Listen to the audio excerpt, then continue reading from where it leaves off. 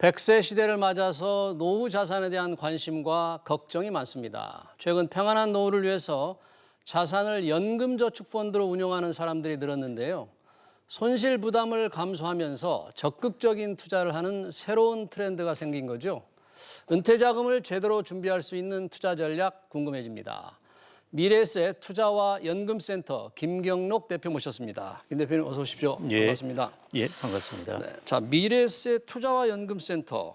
저는 은퇴연구소로만 알고 있었는데 회사 이름이 언제 바뀌었습니까? 예, 작년 11월에 바뀌었습니다. 아, 그렇군요. 예, 예. 그러니까 투자와 연금을 동시에 연구하는 예, 그렇습니다. 거군요. 예. 자, 이 연금 하니까 이제 은퇴 자연스럽게 은퇴가 예. 이제 중요한 이슈가 되는데 저 같은 5060과 달리 요즘에는 예. 뭐 파이어족이다 그래서 빨리 재정적으로 독립해서 빨리 은퇴하겠다 이런 사람들이 많다고 하는데 정말 네. 그렇습니까? 연구해 보니까. 예, 이게 파이어족이 이제 아시다시피 미국에서 시작된 것인데요. 빨리 돈을 모아서 은퇴하자 하는 그런 뜻인데요. 미국 같은 경우에 이제 2008년 글로벌 금융위기를 겪었지 않습니까? 예. 그러면서 이제 직장에서의 스트레스, 불안정성 이런 것이 커지다 보니까 그리고 직장에서 삶의 의미도 잘 못 찾고 하니까 빨리 돈 모아서 은퇴해서 이제 삶을 잘 누리자 이런 것이었는데요. 우리나라가 이제 최근에 이런 경향이 좀 커졌는데 우리나라 그 2030들의 스트레스는 더 크니까요. 뭐 뱃속에서부터 스트레스를 받는다고 그러니까 그 스트레스가 계속 지속되고 그다음에 이제 40대, 50대 빨리 직장에서 나가는 사람들을 보고 하니까 그 선배들을 보고 하니까 직장에서 삶의 의미도 조금 찾기 어렵고 하니까 그리고 최근에 이제 비트코인이라든지 기술주들 수익률이 뭐 10배씩 뭐 몇 배씩 올랐지 않습니까? 이제 그런 기회도 생기고 하니까 이제 그렇게 이제 방향을 트는 사람들이 좀 늘어나고 있는 것 같습니다. 제가 배운 기준으로는 이렇게 빨리 돈을 벌어서 빨리 은퇴한다는 게 조금은 너무 과욕을 부리는 게 아니라 자칫하면 큰 실수를 할 수도 있잖아 이런 걱정도 드는데 여튼 뭐 그게 새로운 트렌드라고 하니까 궁금한데요. 자, 그런 트렌드 중에 하나로 연금저축이 있지 않습니까? 이제 작년에 보니까 주식시장이 어려웠다 다시 올라가면서 연금저축펀드가 굉장히 늘었다고 하던데 실제 어느 정도 어떻게 늘었습니까? 그렇습니다. 전체적으로 이제 연금저축이 2019년에는 한 143조 정도 되었는데요. 예. 그게 한 151조로 작년에 이제 한 8조 정도 증가했습니다. 8조. 예, 전체로는 그렇게 증가했는데 문제는 이제 연금저축 보험이 있고 연금저축 펀드가 있고 연금저축 신탁이 있는데요. 신탁은 이제 신규 발매가 중단된 상태니까 크게 신경을 쓸 필요가 없고요. 예. 보험 같은 경우에는 그 중에 한 109조 원, 약 110조 원 정도 되는데 거의 연금저축의 대부분을 차지한다고 볼 수 그러니까 있죠. 전체 물량으로는 연금저축 보험이 아직은 훨씬 많군요. 예, 72% 정도 차지합니다. 근데 이제 작년하고 재작년 대비 작년에 이제 적립금 변화, 쌓여 있는 돈의 변화를 보면요, 연금저축 펀드가 급성장합니다. 보험 같은 경우에는 4% 조금 안 되는 3.8% 정도 이제 적립금이 증가했는데요. 연금저축 펀드는 무려 30.5%가 증가했습니다. 그러니까 이게 급속하게 펀드라는 게 이제 투자하는 쪽이거든요. 그런데 이게 이제 그 이전부터 계속 적립해오던 돈이 있지 않습니까? 그런 효과가 있기 때문에 계약수를 보면은 더 명확합니다. 계약수 보면은 연금저축보험 같은 경우에는 계약수가 2019년에 이제 480만 개 정도에서 470만 개로 오히려 줄었고요. 계약으로는. 예. 연금저축펀드 같은 경우는 이제 94만 계좌에서 한 140만 계좌로 무려 46만 계좌가 급증하게 되었습니다. 그래서 작년에 진짜 엄청나게 큰 그런 변화를 보인 것 같습니다. 그럼 대표님 이게 작년에만 일어난 현상이었습니까? 아니면 원래부터 이런 현상이 조금 일어나고 있다가 갑자기 늘어난 겁니까? 작년에만 그런 겁니까? 연금저축보험 같은 경우는 이제 금리 상품이거든요. 그러니까 우리나라 금리가 계속 떨어졌지 않습니까? 그래서 한 4, 5년 전부터 이제 계좌 이전 이야기가 계속 나왔습니다. 연금저축보험에 너무 금리가 낮아서 적립이 도대체 돈이 누적되지 않는다. 그래서 이제 조금씩 연금저축 계좌로 펀드로 이전이 조금씩 되고 있었는데요. 이제 2019년에 펀드의 수익률도 좋았고 2020년에 와서는 연금저축 펀드의 수익률이 한 17%로 확 올라버렸습니다. 어느 정도 차이가 납니까? 지금 연금저축 펀드와 연금저축 보험의 수익률이? 연금저축 보험 같은 경우는 작년이 한 1.7% 되고요. 연금저축펀드 같은 경우에는 작년이 한 17% 됩니다. 17%대 1.7%면 하늘과 땅 차이의 수익률인데요. 예. 한 해 정도의 이제 수익률 차 같으면 또 그러는데요. 2019년 보더라도 연금저축보험이 한 1.8% 정도 수익률이었는데 연금저축펀드는 한 10.5% 수익률이었습니다. 그러니까 2년 연속해서 이제 연금저축펀드 투자 상품, 실적 상품의 수익률이 월등하게 좋았던 것이고요. 이제 작년 같은 경우에는 이제 분위기도 사람들이 확 달라졌습니다. 2019년에는 그걸 크게 못 느꼈었는데요. 작년에는 무슨 여러 가지 기술주들이 갑자기 급등하면서 투자 시장에 대한 관심이 커지게 된 그 때문인 것 같습니다. 그러니까 가장 큰 것은 이 저금리 환경에서 연금저축보험은 주로 채권에 투자하는 건가요? 자기들이 이제 운용을 하면서 공시율로 얼마를 주겠다고 하는 것입니다. 그러니까 주로 채권이라고 보시면 될 것 같습니다. 그런데 채권 금리가 계속 떨어졌지 않습니까? 그렇죠. 그러니까 등달아서 같이 수익률이 하락할 수밖에 없습니다. 거꾸로 시장이 바뀌면 연금저축펀드의 수익률이 떨어지고 연금저축보험의 수익률이 올라갈 수도 있겠네요. 거꾸로. 그럴 수도 있습니다만은 지금 이제 워낙 저금리 상황이 돼가지고요. 여기서 이제 수익률이 투자 상품에서 수익률이 좀 떨어진다고 해도 이전 같은 경우는 한 5%씩 이렇게 되니까 금방 옮겨갈 수가 있는데요. 요즘은 그 머니무브가 금방 역전되지는 않을 것 같습니다. 이 트렌드가 바뀌지는 않을 것 같다. 그런데 예. 이 직장인들 자기의 퇴직연금 같은 게 연금으로 운영하잖아요.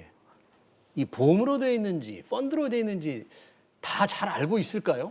다 연금 알고 있을까요? 퇴직연금 같은 경우도 뭐 다 그 정도는 알고 있습니다. 그렇습니까? 연금저축 펀드 보험도 자기가 이제 어디 가서 드니까 뭐 어떤 거다 하는 건 알고 있는데요. 이제 이게 예를 들어 최근 같은 경우는 이제 연금저축 보험에서 펀드로 사람들이 이전을 많이 하려고 그러거든요. 이제 수익률만 보고 가는 수가 있습니다. 근데 이제 문제는 내가 들은 것이 보험이다 펀드다 하는 거는 잘 아는데 그 특징을 확실히 모르기 때문에 이 계약을 이전할 때 좀 유의해야 될 사항들. 어떤 특징이 확실하게 다릅니까? 이제 한 두 가지 정도를 이제 유의를 해야 되는데요. 연금저축보험 같은 경우에는 과거에 팔았던 것 중에 최저 보장이율이라는 게 있습니다. 그거는 이제 금리가 아무리 떨어지더라도 예를 들어 그 이전에 팔았던 것 중에 최저 보장이율이 3% 이런 것도 있습니다. 그러니까 지금처럼 금리가 1%대로 떨어지더라도 보험사에서 3%로 주기로 약정을 했기 때문에 굉장히 좋은 거네요. 그러니까 이제 내가 들은 연금저축보험 펀드가 연금저축보험이 최저 보장이율이 몇 %인가 하는 것들을 한번 확인을 해봐야 되는 것이고요. 두 번째는 이제 경험생명표인데요. 예를 들어 한 10년 전, 15년 전에 들었다 그러면은 그 당시에 이제 기대 수명은 지금보다 한 3년, 4년 이렇게 기대 수명이 짧게 되어 있습니다. 그렇기 때문에 그 당시에 가입할 때 기준으로 해서 나중에 종신연금을 받을 때 연금을 주게 되거든요. 그러니까 그때는 기대 수명이 짧기 때문에 그만큼 연금액을 많이 줍니다. 그런데 지금 같은 경우에는 기대 수명이 길어졌기 때문에 연금액을 적게 주거든요.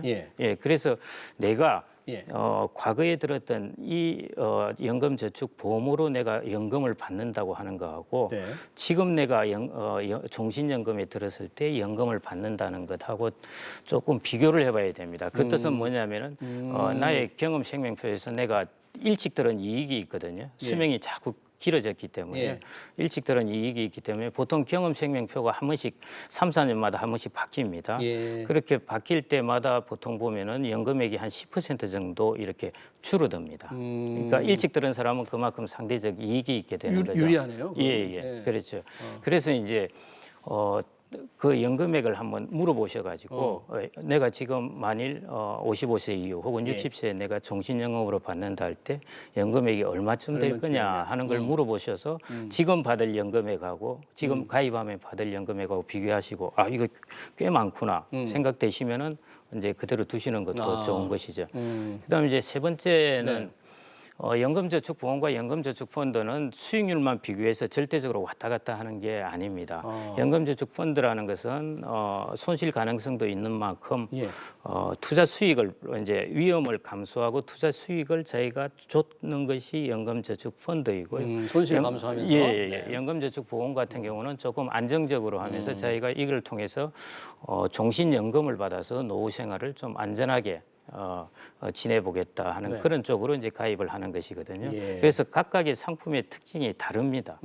수익률만 절대적으로 비교해서 지금 수익률은 이게 좋네 해서 옮기는 게 아니라 자신의 이 어떤 재무 설계 이게 맞는 것을 이제 선택해서 그 비중을 결정해야 된다는 것입니다. 이 세율, 세제 측면의 차이는 혹시 없습니까?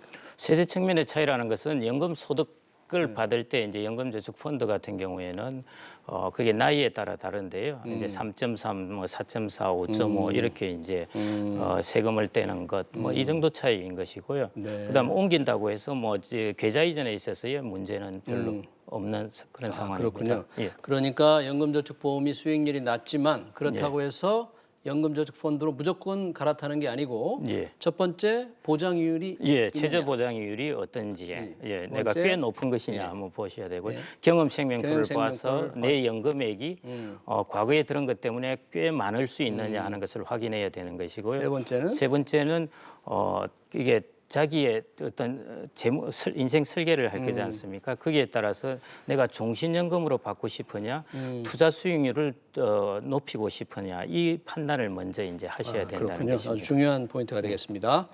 자, 이 그동안 김 대표님께서는 은퇴 연구에 관련해서 많은 자료도 내고 많은 발표도 있었는데 어떻습니까? 우리 직장인들의 일반적으로 평균적인 은퇴 준비 뭐 통계적으로 본다면 어느 정도로 보셨습니까? 토탈 총합으로 보니까 대략 50점대입니다. 50점. 예. 그런데 이제 그걸 재무와 비재무로 나눠 볼 수 있는데요. 비재무로 하면은 건강이라든지 여가에 해당되는 거고 재무라는 것은 이제 돈을 얼마나 마련했느냐 하는데요. 건강이나 여가 이런 것은 70, 60점대 정도 나오고요. 재무에 관한 것은 한 40점대 나옵니다. 그래서 재무 부분이 이제 좀 문제가 되고 있는데요. 그게 또 문제가 되는 것 중에 하나가 금리가 낮아질 뿐만 아니라 이게 수명이 길어지니까요. 돈을 마련해서 해놨는데 또 수명이 길어져서 또 모자라게 되고 돈을 마련해놨는데 또 수명이 길어지고 하는 이런 상황이 발생하니까 사람들이 계속 금리는 낮아지고 수명은 길어지니까 재무분의 점수가 잘 높아지지 않고 있습니다. 계속 부족하다고 생각을 하게 됩니다. 그래서 연금저축펀드를 통해서 수익을 늘려야 되니까 그렇습니다. 그래서 최근에 이제 계좌 이전이 많이 되는 이유 중에 하나라고 보시면 될 것 같습니다. 생명이 길어져서 금리는 낮고 좀 적극적으로 자산을 운용할 필요가 있다 그런 얘기죠. 그렇습니다. 네, 잘 알겠습니다. 시간 관계상 여기까지 듣겠습니다. 지금까지 김경록 미래에셋 투자와 연금센터 대표였습니다. 고맙습니다. 네, 감사합니다.